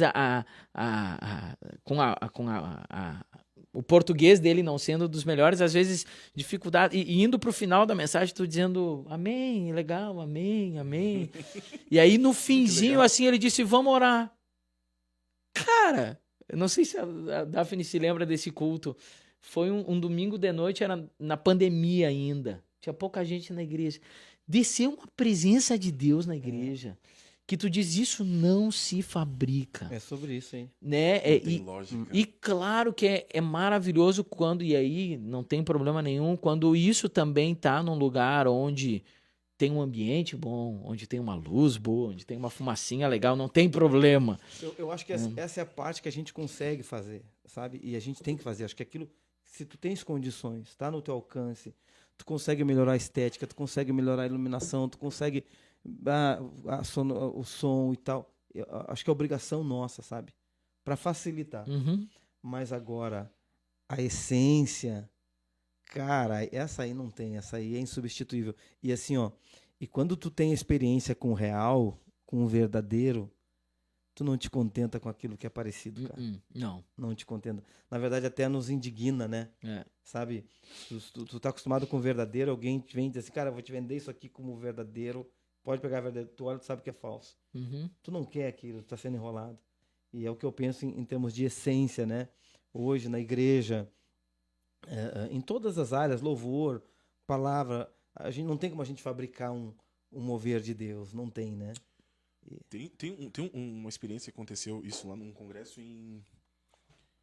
que teve o Vem Minha Noiva. Cruz Alta. Cruz Alta. Cruz Alta. Teve um congresso. 2003. Eu achei incrível aquilo lá, porque a gente vem com uma expectativa do congresso, festão, pesado, dedônios, bagunçando e tal. A gente chegou no congresso, eu não sei o que aconteceu, não sei quem orou, quem que preparou aquele lugar. Mas não tinha nem começado a música ainda. Uhum. Eu me lembro da atmosfera. Quem é dos mais antigos, assim, da nossa igreja aqui, dos jovens mais antigos, a gente entrou no local sem música, sem banda, sem nada. O que está acontecendo aqui? Meu Deus do céu. Me lembro. E daí começou com Vem minha noiva. Meu Deus do céu. Eu não conhecia a música, pra mim é uma música que não me agrada em nada. Mas, meu Deus do céu, o céu desceu naquele lugar. Do nada. Assim, aquela época ali, e é claro, assim, eu não quero voltar no tempo, assim, em algumas questões, né? Que a gente falou de estética, alguma coisa. Mas eu me lembro que as coisas eram tudo feito artesanalmente, assim, né? A Nara era a noiva. Eu acho que era. Ah, teve até encenação. Não, Teve, a noiva pra lá e pra cá, aquelas gurias correndo pra lá e pra cá. Mas é ruim, né? Tem uma menina ali e os caras cantando Vem Minha Noiva. Essa encenação foi perigosa, né? Foi. Cara, mas assim, ó, as coisas elas foram feitas com muita simplicidade, de maneira muito artesanal. Muito simples. Mas o que a gente. A mesma coisa que a gente falou no podcast com o Zeca lá, né? Todo mundo sabia, assim, ó, disso. Todo mundo tinha consciência disso. Nós somos limitadíssimos. A gente tem que se jogar na presença de Deus, pedir socorro o tempo todo. Para que pelo menos não seja fiasco, né? E é isso, né? É isso, cara. Eu acho que assim, ó, se a gente juntar hoje o que se tem de qualidade técnica, estrutura, Só falta o português, mas a música é boa. É. Experiência, Juntar né, o César? português. Eu acho que assim, ó, uma coisa que eu sempre acho que tem que ter conseguir fazer essa junção daqueles que estão vindo, de alguns que já vieram, da gente que já está passando, né? Ou já passou, né? Sei lá. Eu ainda sou novo, né, cara? E entender isso, a gente conseguir agora, né? Agora, tá arrumadinho? Tá perfumadinho? Tá. E agora, cara? Como é que esse lugar vai ficar cheio? E não falo de pessoas, né? Uhum. Eu falo dessa atmosfera. E eu acho que tudo isso que essa geração, uma geração anterior batalhou, né, e conseguiu conquistar e construir, hoje acaba sendo um pouco de empecilho, porque essa nova geração chega com tudo pronto, né? E essa estética às vezes atrapalha. É muito difícil tu Tu tá não ter lá. pelo que lutar. E tu chega lá, tá tudo pronto e dizer, gente, vamos começar a live em 1, 2. Obviamente, essa geração que tá chegando tá entendendo que o importante é ficar bonito na câmera. Né? Tá entendendo? É a mensagem que a gente passa sem perceber. Né? Vamos lá, vai, bonito, vamos lá, bonito. Ó, o povo tá chegando, vamos se arrumar. E a gente passa e a gente precisa fazer exercícios para desconstruir isso, né? Porque hoje tudo é estético. Tudo é bonito, tudo tem que... Me irrita um pouco isso às vezes, né? Tudo tem que ficar bonito, tudo tem que ficar legal na foto. Eu disse, não quero ficar legal na foto. Hoje eu não tô afim, sabe? Hoje eu não tô afim de... Por que sempre tem que ser bonito, né? Por que sempre tem que ser legal? Por que sempre... E claro, eu entendo, né? Até porque também, assim, até a questão que a gente fala de própria atmosfera, né? Nem sempre, né? Vai ser aquela... Não. Tem dias que nem até o pregador, tu sabe? Tu que é pregador, né? Tu termina o culto, tu volta lutando pra casa. Aham. Diz assim, ó, Com cara, vergonha até. Exatamente. Cara, nem eu entendi hoje. Sabe? Uhum. Tu pega assim, mas não era isso que eu tinha programado em dizer, não entendi. Por misericórdia, às vezes, Deus, por graça, pro cara não, sei lá, não entrar em crise, alguém te manda feedback. Bah, É bem assim. hoje Deus falou comigo através da palavra. É bem assim. Qual aquela palavra? E aí tu fica pensando assim, ó. Que palavra, se nem eu aí tu me fica lembro pensando, da aí tu diz, palavra. eu vou ter que assistir a live pra ver qual parte que Deus falou com o cara, porque eu não me lembro. Tem né? hoje gente que diz, se lembra aquela palavra, o pastor falou isso, isso, isso. Nunca. Não lembro. Tem culto que eu ia pra casa lá, e vou até hoje, morrendo de vergonha. Claro, mas Mas o que eu fiz? O que foi aquilo?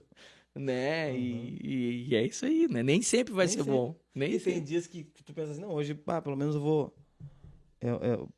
tentar ser mais prático aqui, né? Pra não complicar muito a minha vida, né? Aham. E naquele dia, sei lá, Deus faz coisas, acontece coisas que tu... Tá, mas isso aí não tava no script.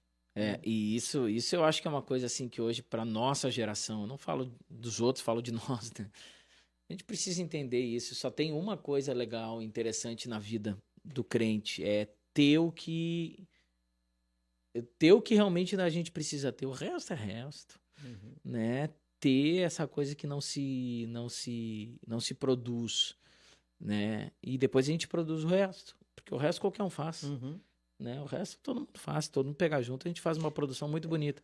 Mas o que ninguém pode produzir, isso é o mais importante da vida de qualquer um, de poder estar numa casa e vamos orar pelo alimento e alguma coisa diferente acontecer ali. Isso não se produz, isso não se cria. A gente conhece, eu por vezes na minha vida sou assim, não falo mal dos outros, falo mal de mim. Passa um tempo da tua vida que tu é vazio, né? Tu só é na igreja. E no resto, 100% do teu dia, tu não é nada. Tá a quilômetros de distância. Tá a quilômetros de distância. E como isso é ruim para nós. Né? Como a gente precisa realmente ser alguma coisa fora da igreja. E né? tu acha que assim, ó, tu acredita que há que está para vir um soprar de Deus assim, nos próximos tempos nesse sentido na igreja? Tu acredita nisso ou não? Eu sou um cara que acredita em pouca coisa, sabe? Eu não. Quase um incrédulo. Não. Tá. Não. Eu tento. Aí são minhas crises com a minha esposa, né? E ela, coitadinha, ela ouve tanta coisa, eu tenho tanta crise. Eu sou um cara que tenta viver o dia de hoje, assim, né? Eu não gosto muito dessas... Eu, particularmente, eu não tô falando que tá errado, tá? Talvez não, provavelmente eu estou errado nessa parte. Eu não gosto muito de estar pensando, tentando adivinhar se o problema da Ucrânia com a Rússia é realmente o fim do mundo, se está desencadeando, se a igreja vai sofrer perseguição. Eu nessa questão também sou bem desapegado. Se... Sempre que dá um estouro, aparece um monte de Exato, né? os intérpretes Aparece o escatológicos. Daciolo. Exato, se a eleição for para a direita ou for para a esquerda, se a igreja vai ser prejudicada ou não. Se eu não tô muito assim, sabe? Então, assim, se eu não sei. A minha resposta é eu não sei se vai vir um movimento, se eu Porque acho houveram alguns, né? houveram. E Aqui assim, no Brasil faz bastante tempo, né, que não tem nenhum assim, né? A não ser, eu acho que eu acho que assim, ó, o mais nítido assim é uns 20 anos atrás, né? Mas até aquela fase ali, porque eu acho que talvez vai ecoando em alguns lugares, né? Eu acho que até a questão do Bereia, naquela época ali, foi um sopro nesse sentido, né? foi. Eu acho que nós recebemos, acho que talvez o eco daquilo que tu recebeu lá na Argentina, o que estava acontecendo com algumas igrejas aqui no Brasil e tal. Houve alguma coisa aqui, né? Nesse sentido que despertou muita gente. Um dia nós estávamos falando até sobre algo que a gente queria fazer e no fim a gente orou a Deus e não nos sentimos autorizados nesse sentido, né? Porque algumas coisas nos trouxeram até aqui, né? Alguma coisa me trouxe até aqui como pastor. Claro que foi o Senhor e o seu propósito. Mas lá atrás, algum tempo atrás, aconteceram algumas coisas que foram o divisor de águas, né? Que nem aconteceu contigo, quando tu falou lá na Argentina e tal, tal. Mas não aconteceu só contigo. Né? Algumas pessoas são daquela geração. E antes da gente ligar aqui as câmeras, o microfone, a gente tá falando, né? Até relembrando alguns, poxa vida, que da nossa geração, né? E a gente dizendo, tá, mas quem tá vindo agora? Né? Porque parece que deu deu uma febre, assim, algum tempo atrás, e que muitos se levantaram juntos. Pelearam e tal, mas estão aí, tu estás aqui, estou eu, tal, o pastor Olavo, tem alguns pastores nossos, da nossa geração aí, que começaram praticamente juntos, né? E por enquanto parece que não tem essa mesma onda, essa mesma sede, esse mesmo desejo, esse mesmo desapego, nesse sentido assim que eu te falo. Eu não sei, eu acho que claro que a gente vê biblicamente Deus se movendo através de tempos, né? Deus levantando pessoas para um tempo específico, claramente no Velho Testamento. Então a gente vê claramente que é Deus que faz o movimento, não são os homens. Os homens respondem ao movimento, nem responde, né? Os homens obedecem. Jonas não quis responder ao movimento. Ele foi coagido a obedecer uma ordem de Deus, né? O Novo Testamento, Paulo nunca... isso é uma coisa que me indaga às vezes, né? Paulo nunca se consagrou para ser um grande apóstolo, né? Paulo não orou, Paulo não pediu, bem pelo contrário. O cavalo ficou cego. Ele foi alcançado. Deus chamou ele de uma forma... De voadeira, entendeu? Vai, o racho arrebenta a tampa da caixa. Tipo assim, não tem essa, cara. Acabou de perseguidor, agora tu vai ser perseguido, né? E acabou pra ti, e é isso. Então eu creio que Deus faz isso, né? Mas ao mesmo tempo também eu creio que todo cristão, né, que se dedicar... E aí talvez eu acho que um alerta para nós como igreja, né? Para mim, César, todo cristão que se dedicar de uma forma piedosa, de uma forma muito piedosa ao Senhor, Deus usa, né? Deus faz coisas relevantes. E eu não sei se é um tempo que Deus traz para nós ou se é uma falta hoje de uma igreja piedosa, né? Eu tenho uma frase que eu estou levando comigo, e ela é bem mais profunda e polêmica do que parece ser, né? Uma vez uma menina perguntou, no nosso estudo bíblico que a gente tem lá em Porto Alegre, nós ministrando sobre Romanos e falando sobre viver uma vida longe do pecado, né? Quem é controlado pela carne faz o que a carne deseja, mas quem é controlado pelo Espírito faz o que o Espírito deseja, né? Vocês não serão controlados pela carne. Romanos fala isso muitas vezes. E eu disse claramente, a Bíblia está dizendo aqui que tem como viver uma vida sem pecado. A Bíblia está dizendo. Se a Bíblia está dizendo, eu tenho que acreditar. E aí uma menina perguntou, né? Ela disse, mas César, tu acredita mesmo que tem como viver uma vida sem pecado aqui? E a minha resposta, o que eu estou levando para mim, e vou terminar o pensamento, é do jeito que nós escolhemos viver, não. Do jeito que nós, como sociedade e como cristãos hoje no Brasil e no mundo, decidimos e colocamos como forma de vida cristã, não dá para viver sem pecado. Não tem como fugir, ninguém é santo para fugir. Para a gente conseguir viver sem pecado, a gente tem que escolher uma outra vida, muito mais piedosa. E aí tem um livro que eu li, que bagunçou um pouco a minha mente, que é A Prática da Piedade, que eu já falei sobre ele, do Lewis Bailey. E ele coloca uma régua de cristianismo e de piedade muito elevada. Mas muito elevada a ponto de tu ler o livro e dizer isso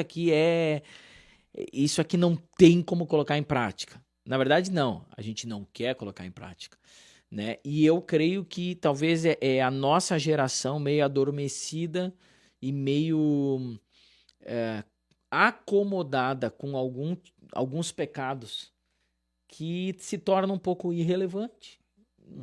Deus não tem como usar. Hoje tu pergunta para qualquer jovem adolescente quem é dos jovens, ou melhor, vamos melhorar. Tu pergunta para pastores. Quais dos pastores que têm uma rotina de oração de 1 hora diária, mas assim, que tá pelo menos há 1 ano, sem falhar um dia, 1 hora de oração diária, o que é pouco, né? Para os homens que a gente viu que Deus usou, tem um livro chamado, que eu não me lembro, da oração, também não me lembro dele, é um pequenininho, azul, que também dá uns negócios na cabeça, e ele vai mostrar todos os grandes homens, proeminentes homens na Bíblia, oravam no mínimo 4 horas por dia. Na Bíblia não, nos dias de hoje. Sim. No mínimo 4 horas. Aí a gente pega da nossa geração, quem de nós ora no mínimo 1 hora por dia, mas ora? Hoje a nossa oração tá, eu falo por mim, tá? A nossa oração tá diferente, a gente bota uma musiquinha, fica ali ouvindo música, fica ouvindo música, e passa 1 hora e diz, obrigado, Senhor, por esse tempo maravilhoso. Ele diz, não, mas ficou ouvindo música, né? Hoje oração de joelhos ou de pé, mas oração piedosa, sabe? Raiz, oração raiz. Oração raiz, e quando o sono vem, como Lutero fazia, né? Ele disse, Lutero tem ele tem uma rotina de oração. Ele disse, quando o sono vinha, eu começava a recitar salmos. Ele disse, eu lutava contra a minha carne que queria sair da oração, e eu não deixava a minha carne sair da oração. Quem hoje faz isso? Não vamos encontrar pouquíssimos. Temos muitas distrações, né? Talvez hoje essa seja a resposta, né? Será que Deus vai trazer um tempo? A pergunta é, quem é que está preparado para isso? Quem é que Deus pode usar? Será que deseja isso, né? Sim. Quem é que está disposto a viver essa vida de Paulo? Né? Quem é que tá? Todo mundo quer a graça que Paulo pregou, mas ninguém quer a vida que Paulo quis viver, né? É incoerente. Paulo pregou uma graça baseada no estilo de vida que ele estava vivendo. Ninguém quer esse estilo de vida. A ponto de um Paulo dizer que casamento atrapalhava. Paulo não está indo contra o casamento. Paulo crê que casamento é de Deus e ele diz, vocês devem casar. Ele diz, pro estilo de vida que eu escolhi viver, não dá. Mas vocês, é de Deus, é divino, o casamento é maravilhoso, é bênção. Paulo foi muito radical, né? A gente não está disposto a isso hoje. E coloca uma baita régua no casamento também, né? Também no casamento. Efésios 5 ali, né? Quer casar, casa, mas o padrão é esse. Ó. Exatamente. Né? E eu acho que hoje nós temos isso. Voltamos para a estética, né? Nós temos o evangelho estético. O evangelho estético. É mais fácil. Hoje quem está no topo é quem tem uma boa estética. Quem não se vende, quem não interage, quem não faz no mínimo 20 stories por dia, quem não interage com o seu público, não... Qual é a palavra? Não enganja. Não tem engajamento. Não vai ser relevante para uma sociedade que precisa de cristãos relevantes que provoquem engajamento. Acho que não é esse o sentido, não. Eu acho. Tá certo. Né? Eu acho que precisamos de cristãos que quando comecem a orar, algo aconteça. Isso vai dar engajamento, né? Imagina, cara, tem um cara lá. Porque parece que assim, ó, que se as coisas saírem desse sistema que está estabelecido, elas perdem o poder, né? Perde o poder. Se tu sair das redes sociais, tu sair do estético, tu perdeu o poder. Na verdade, não tem nada a ver, né? Não tem nada a ver. E que bom se tivermos e temos exemplos de pessoas com engajamento. Sim. E também, né, com conteúdo. Temos, claro que temos. Mas é o caminho inverso, né? A maior preocupação que eu Isso, entendo esse é o problema hoje, né? é lá onde tu falou, lá no secreto. É lá eu e Deus. E o resto vai ser consequência. Vai acontecer, né? Até porque hoje eu acho muito eficiente. Se tu souber usar rede social, eu acho eficiente. Uhum. Né? Porque antigamente a gente entregava o folhetim e tal, e se entrega hoje, né? Mas eu acho um privilégio hoje tu conseguir mandar um culto para alguém. Uhum. Conseguir mandar um culto para alguém inteiro, né? Eu acho um privilégio. Desde que não seja apenas tu não mandou apenas um link de uma apresentação, tem uma essência ali. Tem algo que foi construído por trás disso. Uhum. Tem tem raízes bem profundas por trás disso. Eu acho que quando a gente tem o que é mais importante, o resto tudo passa a ser aceitável, né? Tudo é aceitável, tudo tá bom, né? Podemos apagar a luz, cara, tem unção, apaga a luz. Uhum. Aí podemos fazer a live, Deus tá ali, faz live. Bota fumaça, pinta o cabelo de azul, faz o que quiser, mas só não perde o mais importante. O problema é a gente brigar pelo que não é importante, né? E deixar o mais importante de lado. Se tem um importante, esquece o resto. É isso aí. Né? Pinta de preto, pinta de azul, toca de cabeça para baixo. Não tem problema nenhum. Mas aí vai fazer cópia do outro, copia todo mundo, não tem problema. Se eles tiveram a ideia antes, faz igual, vai ficar bonito. Bota church, não tem problema. Não tem problema. Né? O problema é querer fazer tudo isso sem se preocupar com o que realmente é importante, né?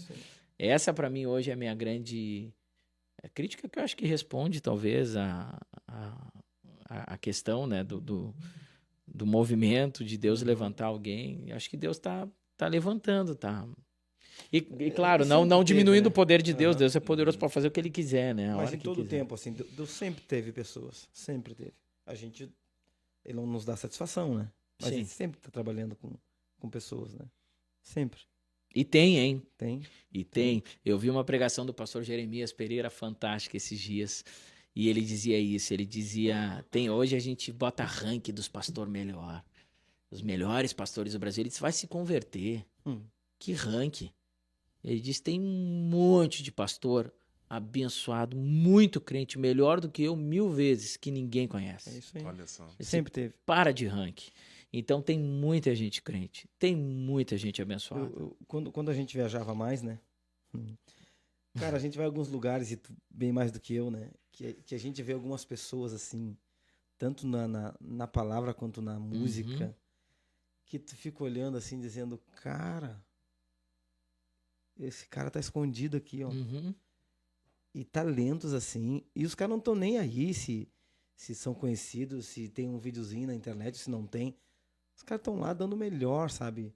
E tem muita gente boa escondida aí, né, Tem cara? muita gente boa. E vão ficar escondidas. E vão, e glória a Deus, é isso. Vão ser. Estão cumprindo o sabe, seu Deus- propósito. É esse o propósito. Exatamente. E eu acho isso legal, cara, porque assim, ó, o cara é um baita de um talento, mas assim, ó, o que é importante pra ele, cara? Não é o business, sabe? É entregar o melhor que ele tem pro Senhor. Ainda que seja pra 1, pra 2, pra 3 que estejam ali, porque não é a plateia que ele motiva, ou não deve ser, né? Mas é o Senhor, na verdade, né, Isso cara? aqui é um clichê, né? Mas ele não pode ser conhecido nas redes sociais, mas Deus conhece ele tete a tete, né? É isso aí. E não tem problema também dele ser conhecido daqui a pouco, né? Não tem, Exatamente. mas como uma consequência, né? Exato. Exatamente. É uma Exato, consequência. Exato. Eu acho muito legal isso, né, cara? Aí a gente volta até a questão do devocional, né? Que às vezes vai ficando esquecido, né? Aquilo que tu faz, tu fazer tu e o Senhor. Se tu cantar tu e o Senhor, dá o teu melhor ali, sabe? O teu momento com Deus ali, o teu sós com Deus, né?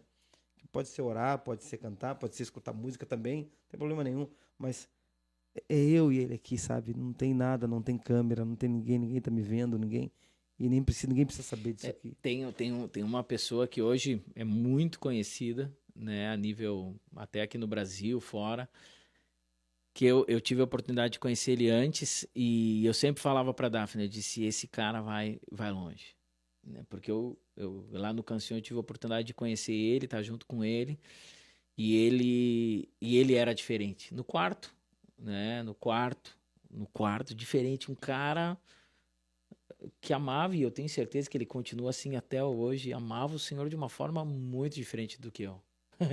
Mas muito diferente do que eu. Né? Um cara com essência.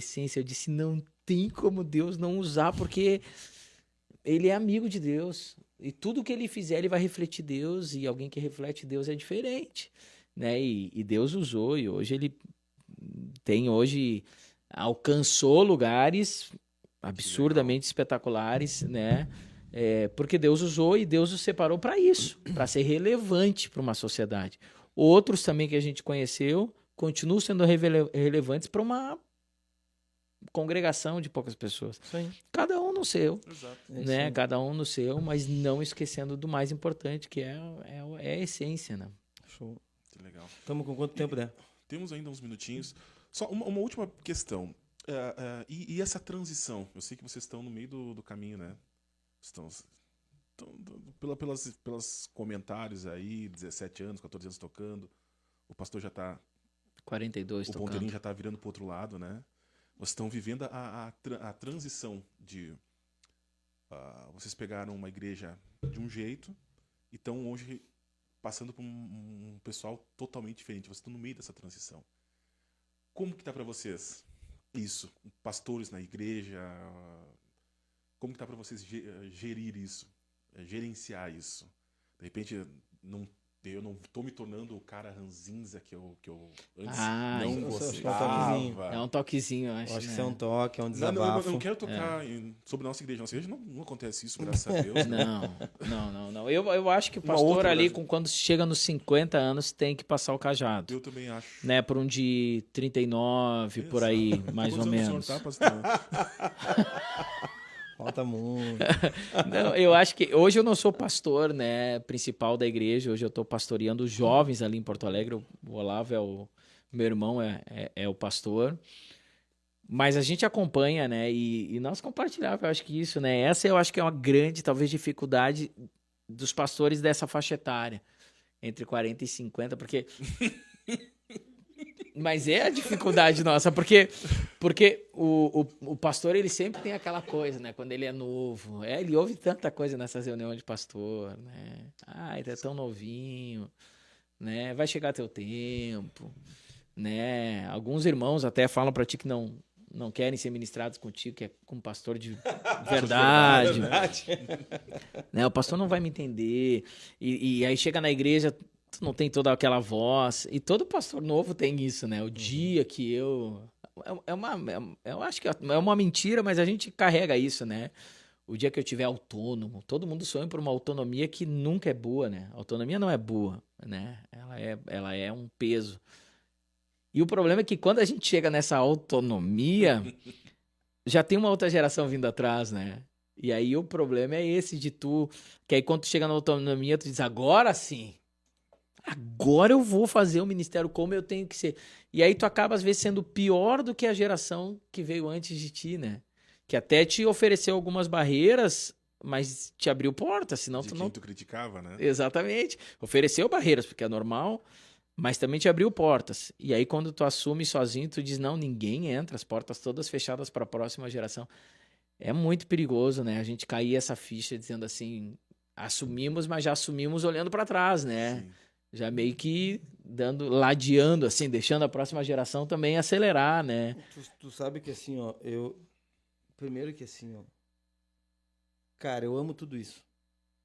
Eu amo toda essa trajetória, né? A gente já lutou por muita coisa, brigou por muita coisa. Mas questão de perfil, eu gosto de desafios, né?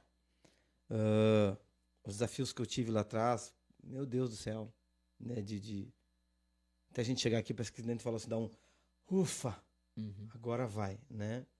Mas, e com certeza, né, eu tô chegando aos 50 anos, sempre penso nisso, me preocupo com isso, né, na questão da gente também gerar pessoas, não gerar para fazer assim um discípulo segundo o meu querer, né? Mas pelo menos despertar o desejo, sabe? o interesse de... Porque uma hora não adianta, tu tem que parar. Uhum. E se eu não entender isso, eu vou começar a atrapalhar daqui a pouco. Uhum. Né? Eu sei disso, né? Algumas áreas, eu sempre gostei da música, né? Mas a gente parou muito tempo, né? Porque, cara, vem outros e, claro, quando eu posso... A gente, às vezes, de vez em quando, dá uns calor nos dá novos, né? umas Gostoso dedilhadas, isso, né? né? Mas assim, incomodar, eu sei incomodar, né? Sim. Talvez eu não saiba tocar, né? É. Mas incomodar eu sei. Mas assim, ó, essa pressão que a gente às vezes também dá, que a gente recebeu, não é no sentido de tu sufocar a geração. A verdade é que a gente... Eu penso assim que, cara, se o desafio para mim ele foi num nível, daqui para frente ele vai... A tendência é piorar. Uhum. Os tempos são diferentes, as exigências são diferentes, o nível de preparação é diferente, tem que ser diferente em todas as áreas, né? E eu acho que vai ter que acontecer uma hora, né? Me preocupa também, assim, eu não posso achar que eu vou ficar aqui para semente, não, negativo, né? Uma hora acabou. E quando acabar, que o Senhor dê graça que a gente acabou, né? Sem aquele romantismo e saudosismo, Saudosismo, porque no meu tempo... né? É. Não, O pai sempre fala, ele diz, no meu tempo era bem pior. Ele diz, não tem essa que no meu tempo era melhor. Não, o tempo de hoje é o melhor. Né? Meu tempo Vocês passou. não acham Né? que está havendo uma escassez de irmãos ou jovens querendo o pastorado? Tipo César da vida, que nunca sonharam em ser pastor, ou que... Está havendo essa escassez ou vocês não veem isso? Eu, particularmente, né? Já que é melhor, não falou. Eu vou esperar para ele responder. Particularmente, assim, cara, eu acho que tudo tem um tempo. Uhum. Eu acho que tudo tem um tempo. Eu acho que os pastores, enquanto Jesus não voltar, né? Os pastores do amanhã já estão aí. Amém. Eu acho que eles já estão aí, sabe? Os Davi já estão aí. Uhum. Os Davi já estão lá no campo, já estão sendo treinados por Deus na vida, né? Porque a gente pensa que ministério, às vezes, a gente associava muito ministério com seminário. O cara vai ser pastor, tem que fazer um seminário, e tem que ir para um lugar, ficar um tempo lá. E a gente sabe que seminário não forma a pessoa, é a vida, né?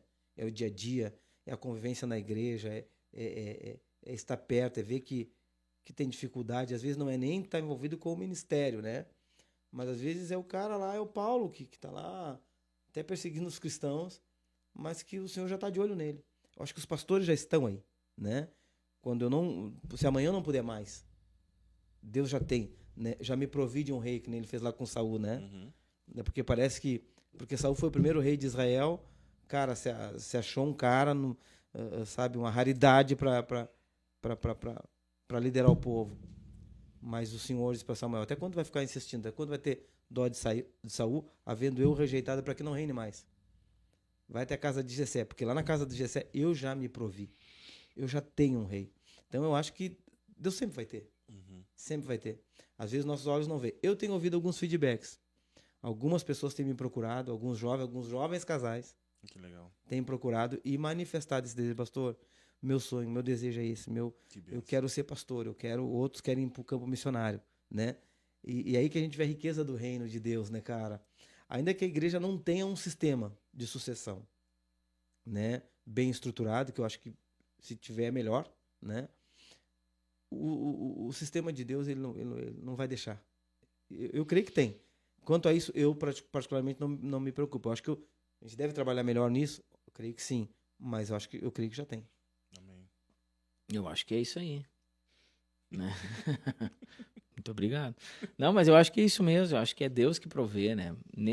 Nisso aí é totalmente divino a provisão para o ministério. Eu sou radical com relação a isso. Eu não acredito em ministério que não provenha de uma igreja local. Né? Um evento que nós participamos do GKPN, na verdade do Jim Brasil, dos jovens, o pastor da... Amor, me ajuda. O primeiro que pregou no evento foi o pastor da... Não, de uma igreja bem famosa, lá de Dallas, se eu não me engano. É Church. Hã? É Church. É Church. Ela é bem... A Gateway. Ah, sim. Pastor da tô Ghetto aí. Uau. Não sei se é de Dallas. Não sei de onde é que é. É church. É, mas é church. Pastor da Ghetto, ele pregou sobre isso. Ele disse, não existe ministério de pessoas autônomas. Olha só. Ele pregou bem Uhum. isso. Ele disse, se Deus te chamou, ele vai te enviar. Uhum. Né? Então, nisso eu concordo totalmente que é Deus que faz. E Deus está separando. Talvez por eu acho esse problema estético que nós estamos vivendo, Deus está preparando muita gente no secreto, né? Deus. Tirando ele desse sistema estético e preparando. E Deus vai levantar. Na hora certa, Deus vai levantar jovens. Eu vejo um barulho também, né? Eu vejo barulho, assim, de pessoas, Deus mexendo no coração de pessoas para o ministério. Deus está preparando, é Ele que faz isso aí. Eu falo por mim, Ele que me chamou, né? Eu nunca quis. Ele me chamou, Ele tem nos capacitado, Ele tem me levantado, tem me sustentado, apesar de mim, né? Apesar de mim. Tem horas que tu diz assim, Deus, acho que tu te enganou. Não era eu, né? Era o outro. E Deus continua dizendo, não, não foi tu que te chamou. Ninguém se chama para o ministério. Ninguém entra na fila para o ministério. Isso eu não consigo ver biblicamente. É Deus que chamou os profetas, é Deus que chamou Abraão, é Deus que escolheu Davi, é Deus que chamou João Batista, é Deus que chamou Paulo, é Jesus que chamou os discípulos. E a sempre. preocupação, César, porque a gente vem de realidades bem diferentes, né? A gente anda junto já há algum tempo, alguns anos, né? Uhum. Sim, pela amizade, pelo carinho que foi se consolidando, né, ano após ano, desde aquela viagem lá para Santiago, né? Que a Ângela e a Daphne amaram viajar com a gente, né? 1, 2, 3, perdi. Perdi. Cara, mas assim, ó, são realidades diferentes e às vezes parece que assim, ó, tu olha a história do César. O avô pastor, o pai pastor, o irmão pastor e ele pastor, né? A igreja de Porto Alegre sempre foi uma referência, né, na nossa denominação há muitos anos, né? Então, eu tenho que, para mim, as coisas acontecendo na minha vida, eu tenho que ir nas pegadas do pastor César, né? Porque aí sim, aí as coisas vão acontecer. Ou eu tenho que ir nas pegadas do pastor Daniel, do pastor Olavo. Cara, mas não tem nada a ver. Uma pergunta que a gente estava conversando um dia, eu e tu, aquela pergunta assim, tá, e se alguém tiver um chamado pastoral, como é que a gente faz, né? Aqui na igreja. E a resposta foi, não faz, né? Uhum. A gente não faz nada. Porque se for do Senhor, se há um propósito de Deus nisso, é Deus que faz. Eu acho que a gente vê muita morte ministerial por tentar forçar a coisa, colocar no micro-ondas ou tentar o parto antes da hora, né? Porque senão, tu vai perder o cara estava empolgado, ele estava com desejo no coração, mas a cidade que ele está, a igreja que ele está, não o incentivou, é pequena igreja, ele é um cara desconhecido. Cara, e esse é o nosso Deus. E isso é legal porque tem muita gente querendo pastoreio e reclamando de injustiças, né? Um dia conversando com um pastor, quando eu falo assim, eu só não falo o nome para não... Mas eu sei quem é, né? Não é aleatório. Né, conversando com um pastor amigo nosso, ele falando sobre injustiças do ministério, às vezes abandono que a gente sente, de pessoas próximas que a gente achou que estenderiam a mão. E eu refletindo com ele sobre isso, é mais fácil refletir com os outros do que com a tua vida, né?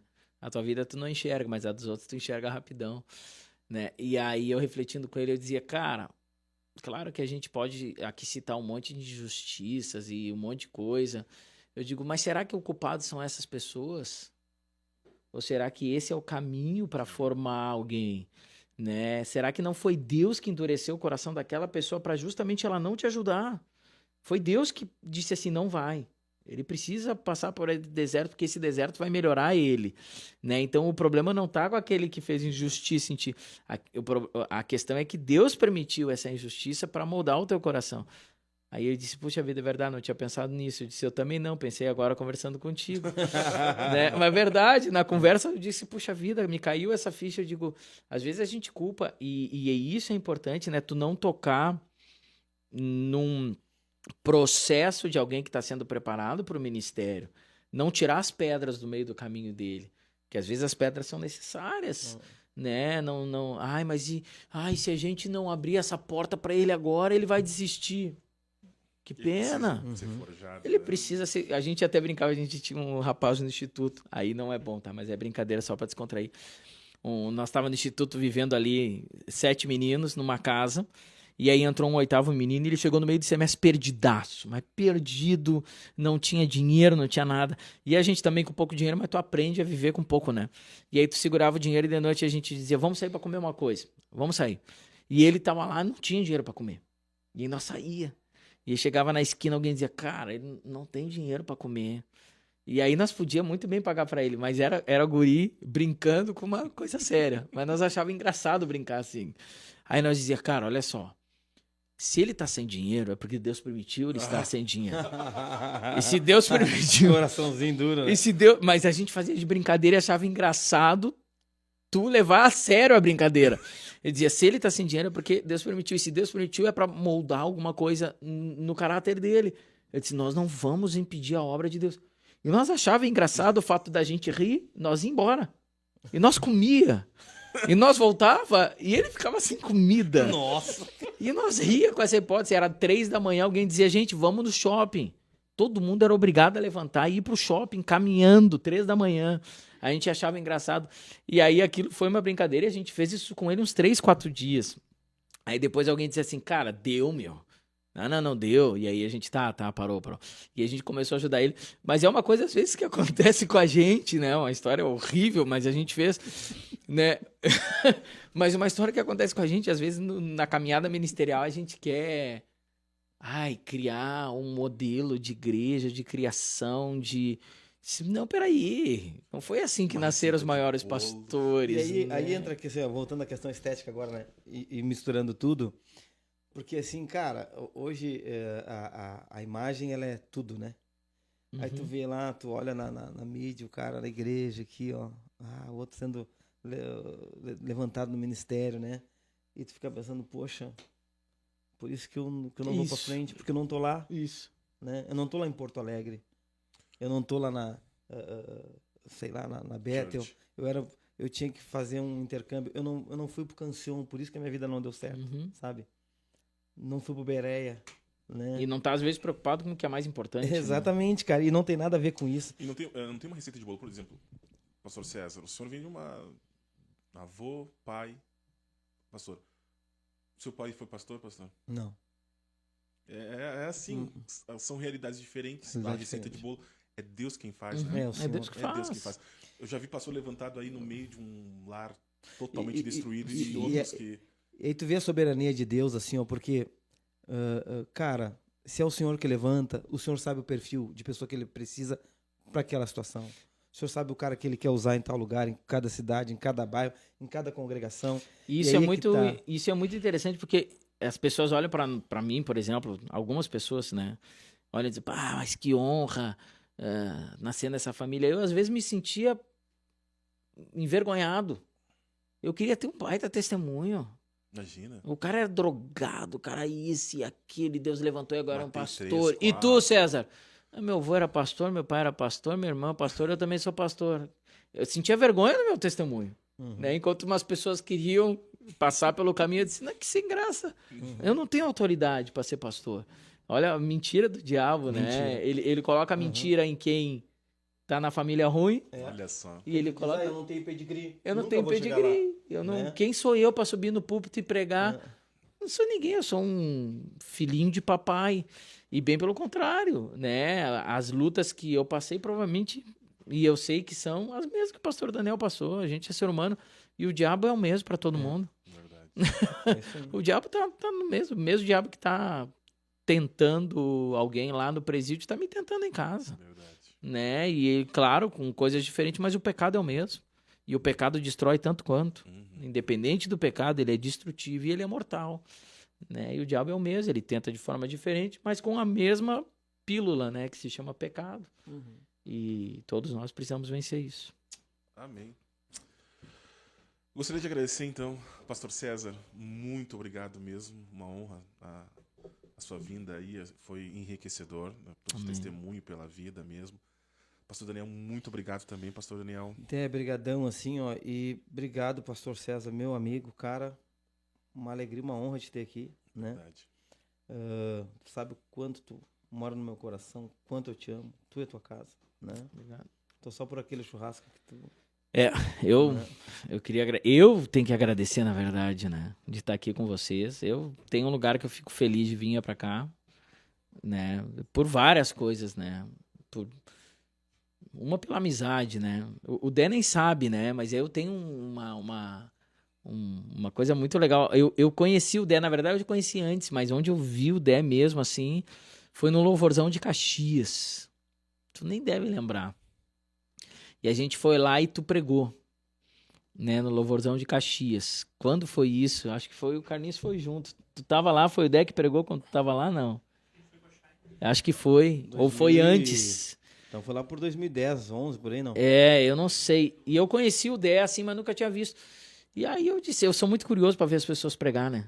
Eu sou muito curioso. Eu digo, deixa eu ver esse cara pregar. E o Dé trouxe uma palavra, não só uma palavra, mas é aquela tipo de coisa que tu disse, esse cara tem alguma coisa diferente, né? Justamente aquilo que nós estávamos falando, que isso não se produz, né?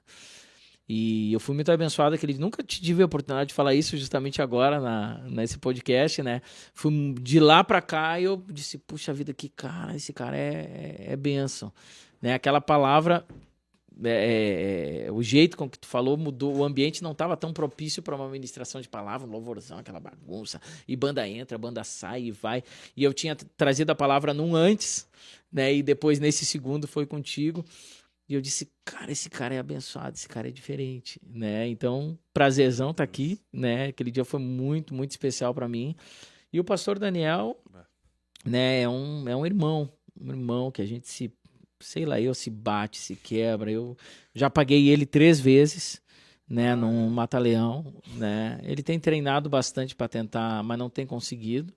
Alguns alunos do Beré já viram isso, né? Nós se pegamos na secretaria, quase quebramos tudo.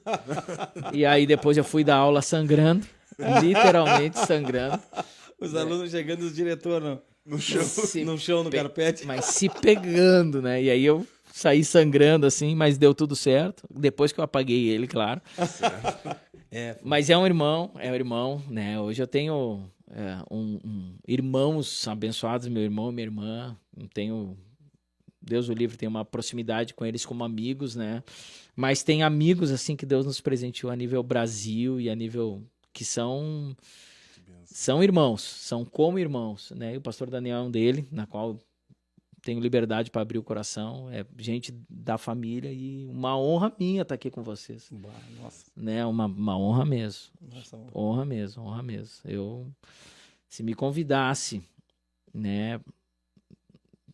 Tá, deixa assim. Mas é isso aí. Não, tô brincando. Tô brincando. Uma honra, obrigado. Obrigado mesmo. Obrigado. Então, se você puder compartilhar, mandar para algum irmão, curta a página, inscreva no canal, fica disponível. Se quiser conhecer a nossa igreja também, tem um endereço aqui no rodapé do link também. Por favor, nos contate. A igreja fica aqui em Bento Gonçalves, pastor Daniel, nosso pastor titular da igreja. Nós estamos prontos para recebê-los aqui, tá? Com certeza. Grande abraço, até mais.